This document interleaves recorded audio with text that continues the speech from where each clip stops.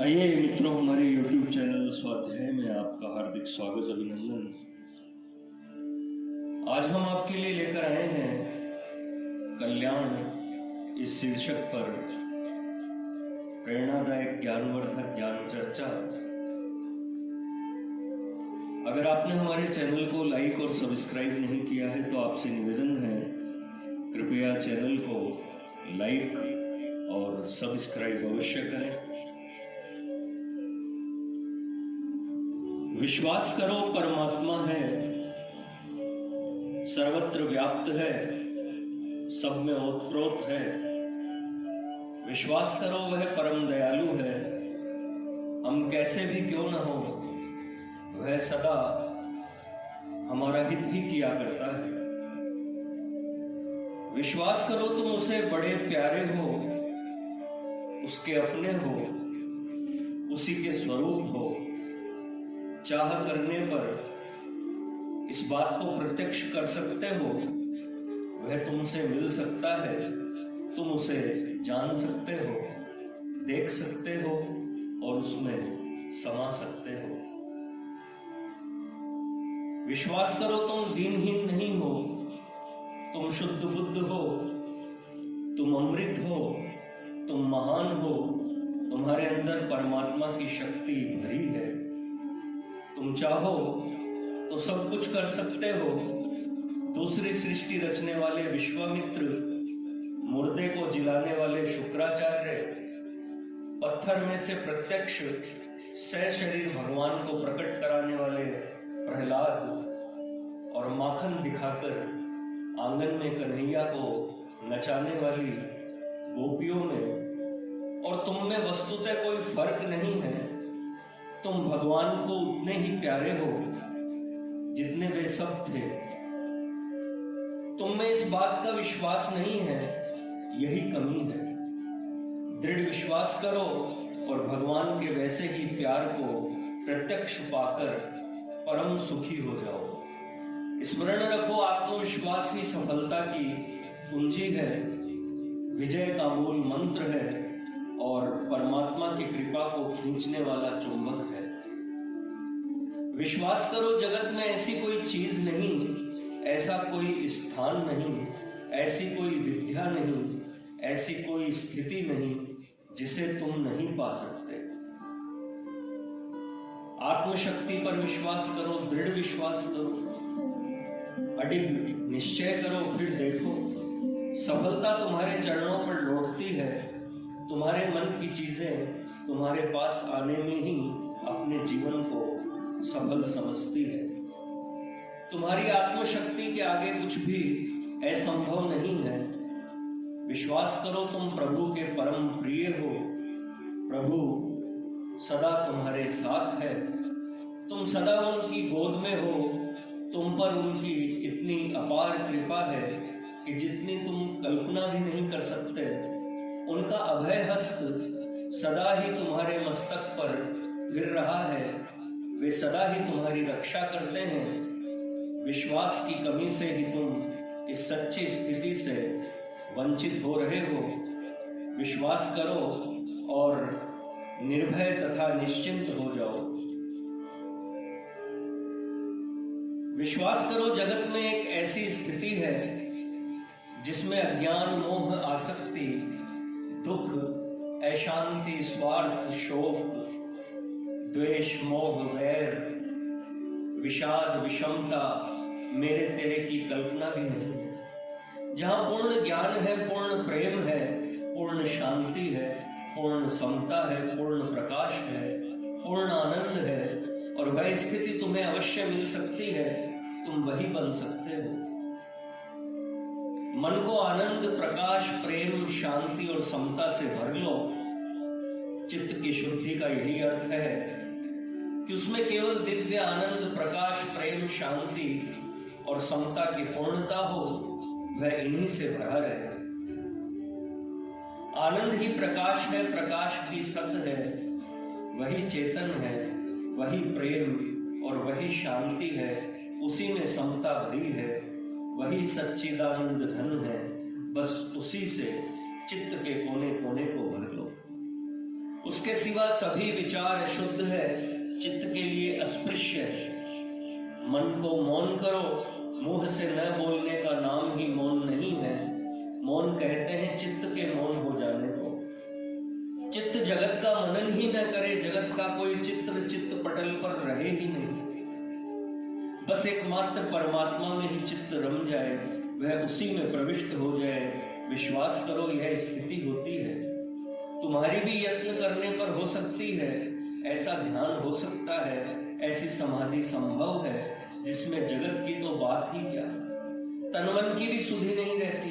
अधिक क्या ध्यान करने वाला स्वयं ध्येय में समाकर खो जाता है। इस आनंद का मजा जवान से कोई नहीं बता सकता, यह निर्वचनीय होता है। जिसको एक बार मिल गया वह उसे कभी छोड़ना ही नहीं चाहता। परंतु उल्लू को प्रकाश के सुख का क्या पता। जो ध्यान करता ही नहीं, जिसका चित्त रात दिन जगत का चिंतन करता रहता है, उसे क्या पता। विश्वास करो, चेष्टा करो, आठों पहर सावधान रहकर चित्त की वृत्तियों से जगत के चित्र को हटाकर उनमें परमात्मा आनंद रूप का प्रवेश कराओ। वे स्वयं आनंदमय हो उठे। स्मरण रखो, सब कुछ मन ही पर अवलंबित है। तुम्हारा मन शुद्ध है तो तुम्हारे लिए जगत शुद्ध है। तुम्हारे मन में काम या क्रोध नहीं है, तुम्हारी मनोवृत्ति उन्हें नहीं पहचानती, तो इंद्र की उर्वशी 16 श्रृंगारों से सजकर आने पर भी एवं तुम्हारे सामने किसी के द्वारा तुम्हारा महान अनिष्ट हो जाने पर तुम पर काम या क्रोध का असर नहीं हो सकता। शरीर से तभी पाप होते हैं जबकि पाप तुम्हारे मन में होते हैं। छोटे बच्चे के मन में काम नहीं होता, वह युवतियों के वक्ष स्थल पर खेलता है, उसके शरीर में कोई विकार नहीं होता। पुरुष उन्हीं नेत्रों से माता को देखता है और उन्हीं से अपनी स्त्री को देखता है। उसी हाथ से माता का अंग स्पर्श करता है और उसी से स्त्री का अंग स्पर्श करता है, परंतु पहले में कोई शरीर विकार नहीं होता और दूसरे में काम वासना जागृत होती है। कारण क्या है? माता के दर्शन या स्पर्श के समय मन में काम नहीं रहता और स्त्री के दर्शन स्पर्श में रहता है। जो मन में है वही बाहर आता है, क्रिया वही होती है जिसका संकल्प मन में होता है। मन को निर्विषय करो, परमात्मा के सिवाय अन्य विषय चिंतन को सर्वथा हटाओ। ऐसा न हो सके तो शुभ विषयों का चिंतन करो। आनंद, सुख, ज्ञान, शांति, समता, परोपकार, दया, प्रेम, करुणा, अहिंसा, सेवा, दान, मैत्री, ब्रह्मचर्य, संयम आदि भावों का संग्रह और पोषण करो। तुम्हारे मन के अनुसार तुम्हारा वातावरण बन जाएगा, तुम्हें वैसा ही संग मिलेगा और उसी के अनुसार तुम्हारी क्रियाएं होगी। तुम्हारे मन में द्वेष न होकर प्रेम होगा तो उसकी झलक तुम्हारी आंखों पर, तुम्हारे चेहरे पर और तुम्हारी वीणा में आवेगी। तुम्हें देखते ही, तुम्हारी वाणी सुनते ही, तुम्हारी आंखों से आंख मिलते ही लोगों का तुम्हारी ओर आकर्षण होगा, प्रेम झांकी होगी, वे भी तुम्हारे प्रेमी बन जाएंगे। मन में प्रेम होगा तो तुमसे क्रिया भी प्रेम की ही होगी। फल यह होगा कि जगत तुम्हारा प्रेमी बन जाएगा। यही बात दूसरे सद्गुणों की समझो। तुम्हारे मन में जिस भाव की अनन्यता या जिन भावों की प्रधानता होगी, तुमको बदले में भी वही भाव मिलेंगे। तुम्हारे मन में आनंद होगा, तुम्हें आनंद मिलेगा। प्रेम होगा, प्रेम मिलेगा। दया होगी, दया मिलेगी। यही बात सब में समझो। स्मरण रखो, तुम्हारे मन का पूर्ण प्रेम, तुम्हारे मन की पूर्ण शांति तुम्हारे शरीर, नेत्र और वाणी में प्रकट होकर जगत को प्रेम और शांति का दान दे सकती है। तुम्हारे दर्शन, स्पर्श और भाषण से लोग प्रेम और शांति को पा सकते हैं। श्री चैतन्य के स्पर्श मात्र से लोग प्रेमी बन गए। उनके दर्शन, कीर्तन, श्रवण से हिंसक जंतु प्रेम मत हो नाचने लगे। काक भुषुंडी जी के आश्रम के इर्द गिर्द 4-4 कोस में आसुरी संपत्ति नहीं घुसने पाती थी। तुम भी ऐसे ही बन सकते हो। इसी प्रकार यदि तुम्हारे हृदय में अज्ञान, द्वेष, दुख, विषाद, शोक, स्वार्थ, विषमता, अशांति, काम, क्रोध, लोभ, वैर, हिंसा आदि होंगे तो तुम्हारा वैसा ही वातावरण हो जाएगा, वैसा ही संग होगा और वैसी ही क्रिया होगी। फलतः तुम वैसे ही बन जाओगे। अपने से मिलने वालों को और जगत को भी तुम यही चीजें दोगे, अच्छे बुरे भाव सिर्फ एक बार मन में उदय होकर सुख दुख दे जाते हैं। इतना ही नहीं है, वे अपना संस्कार बीज छोड़ जाते हैं, जो अनुकूल वातावरण पाकर ही बार बार अंकुरित और फलित होते हैं। और आज तुमने किसी से द्वेष किया, उसका चित्र संस्कार बीज रूप से तुम्हारे मन पर अंकित हो गया, तुम द्वेष को पहचान गए, मौका पाकर वह फिर उदय होगा और तुम्हें दुख देगा। यही बात अच्छे भावों के लिए है। अतएव बुरे भावों का संचय और पोषण कभी न करो, मन में इनको आने ही न दो।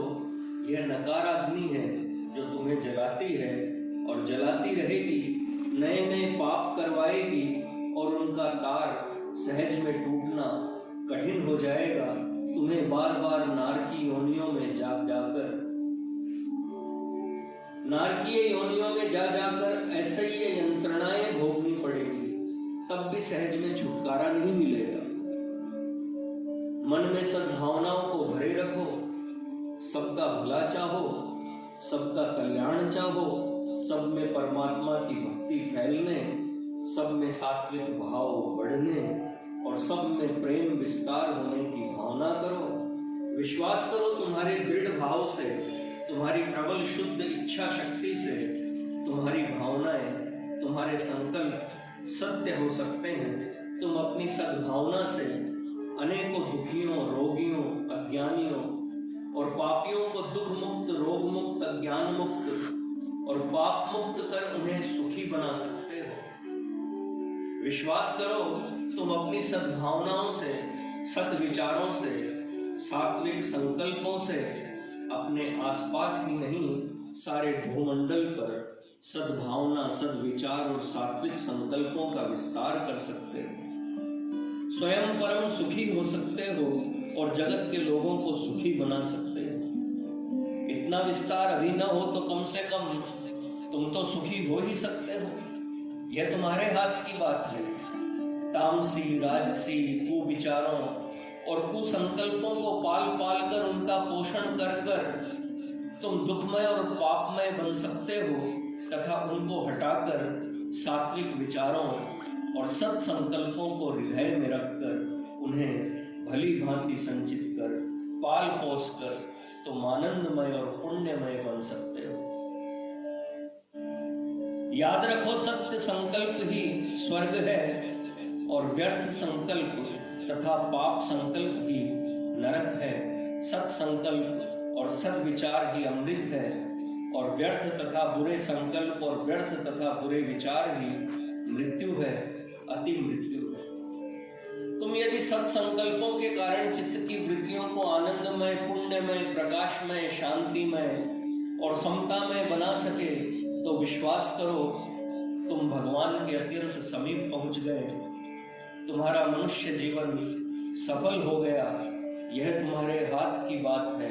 सोचो, विचार करो और दृढ़ता के साथ मन को सद्विचारों से भरने के प्रयत्न में प्राणपन से लग जाओ। शिव शिव भवानी, शिव शिव भवानी। मित्रों, यह थी कल्याण इस शीर्षक पर प्रेरणादायक ज्ञानवर्धक ज्ञान चर्चा। अगर आपको हमारा चैनल पसंद आए तो इसे लाइक और सब्सक्राइब अवश्य करें। धन्यवाद।